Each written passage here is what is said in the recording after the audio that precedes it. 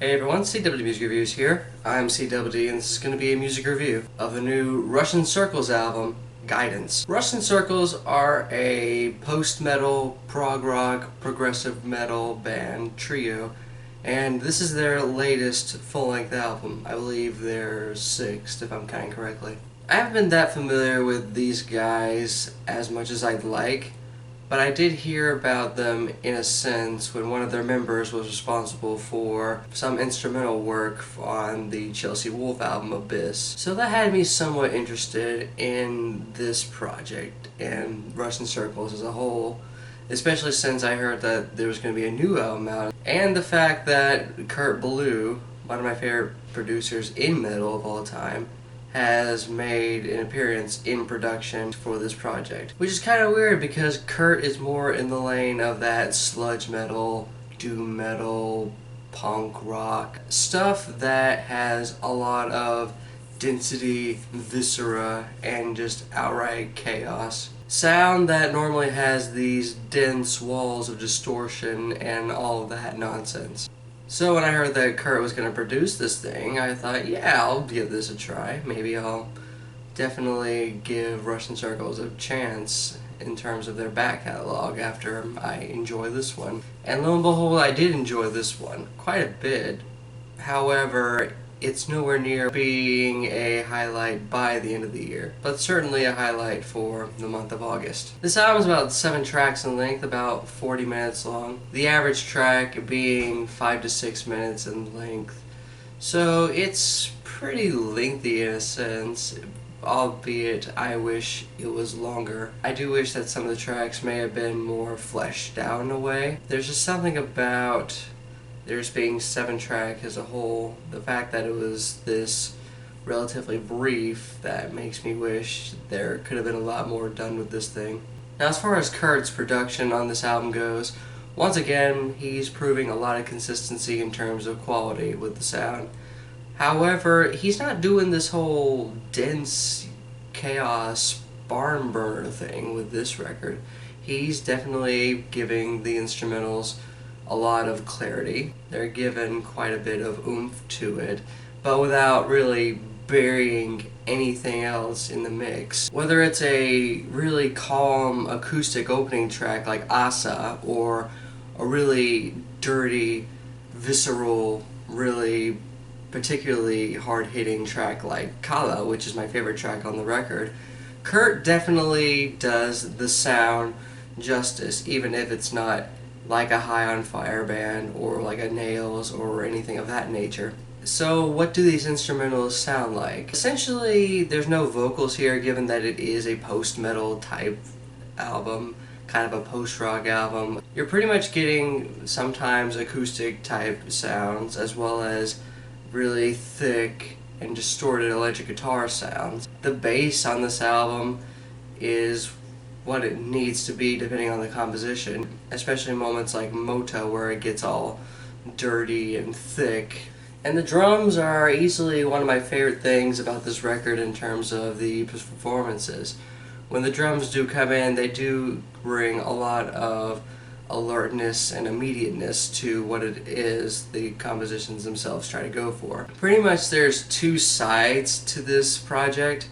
You got maybe a couple moments that are soft and trying to go for a calm before the storm type thing, or maybe a eye in the storm type of thing at one moment. Namely the track Asa and Overboard, Overboard being my least favorite track on the record. I do like how we're giving like a moment to pause from the heaviness of this album, the upfrontness of this album, but it just seems like a lot more could have been done with this track to make it more dynamic and to make it more particularly interesting. And then there's the other side of the record where you have tracks like Vorel and Mota that are particularly hard-hitting and really solid in terms of performance. Vorel for a moment actually has like this kind of background distortion for a little while as the riffage comes in and just overtakes the whole track. I do like how these tracks build particularly well.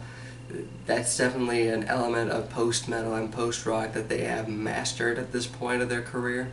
The bridges on this track They definitely add to a lot of dynamic variation that is very much needed for this album, especially given the fact that there isn't too much variety to these 7 tracks on the record. For the most part, you're getting these really hard-hitting and well-executed post-metal riffage. And at times it's kind of hard to differentiate which one is which, given the fact that there's no vocals, which is okay, given the fact that it's a post-metal record, and the fact that there's not really a upfront concept or some kind of contextual information to what this record has. I mean, when you look at the cover, you get the feeling that it might be about some kind of war crime going on, and the fact that this thing is called Guidance might have some kind of wartime theme to it, but none of that is implied throughout the record, seeing as there's no lyrics or sampling of any kind. I will say that this actually does kind of sound like if Explosions in the Sky did soundtrack for a movie like The Hurt Locker or Saving Private Ryan or something like that, and they incorporated quite a bit of metallic elements to it. But again, without a concept, it's hard to tell if it's even about some kind of atrocity or some kind of war. Although if you do listen to any single one track on this record, and I wholeheartedly do recommend you listen to this record, listen to the track Calla. It's my favorite on the record. It's definitely one of the most wild and visceral tracks on the whole album. The way this riffage comes in, and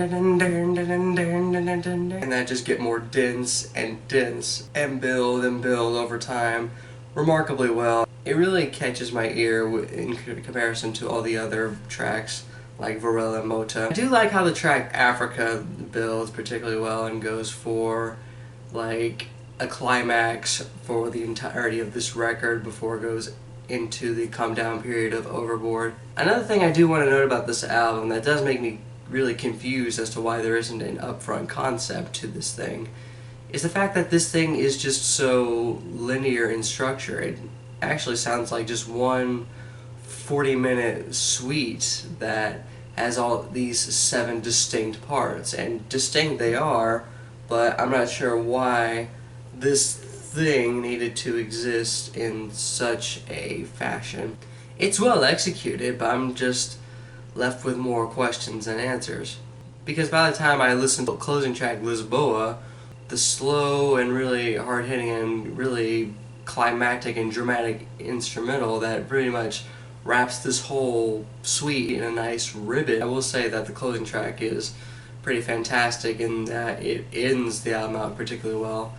I'm just left wondering, what is this thing about? Or is it even about anything? So overall, I do dig this thing quite a bit. It's definitely going to be a highlight for this month. I do think Russian Circles came together with a solid set of instrumentals that really do kind of feel like that they were concocting a lot of really badass prog metal interludes and somehow was able to throw that into an entire record. However, if Russian Circles does want to keep my attention, they want to keep winning me over in this regard, they need to start throwing in more variety amongst the tracks, or just more tracks in particular, and maybe come through with a concept, an interesting concept that you won't necessarily need to find in the backlogs of the internet or the liner notes of the CD to understand. They could definitely do something like Godspeed You Black Emperor, incorporating certain samples to give the listener an idea of what maybe an album or a song itself is about.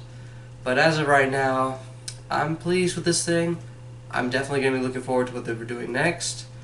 I'm definitely going to continue listening to this record, but I don't see this as a favorite of mine for the year. Nor do I see myself thinking this is going to be a big highlight for metal music, when really all it does is prove that Russian Circles can make solid compositions and execute them well, and that Kurt Ballou can produce more than just power violence and sludge metal. This album is plus 2.1 out of plus 3. I really wanted to like this more than I did, and if you are a Russian Circles fan, you're definitely going to dig this a lot more than me.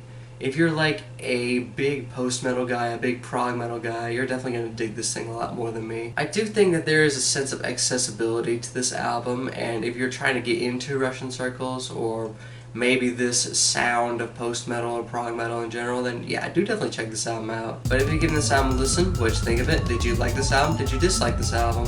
What was your reasoning for that, and what I should consider listening to and reviewing next? This is CW Music Reviews here, signing off.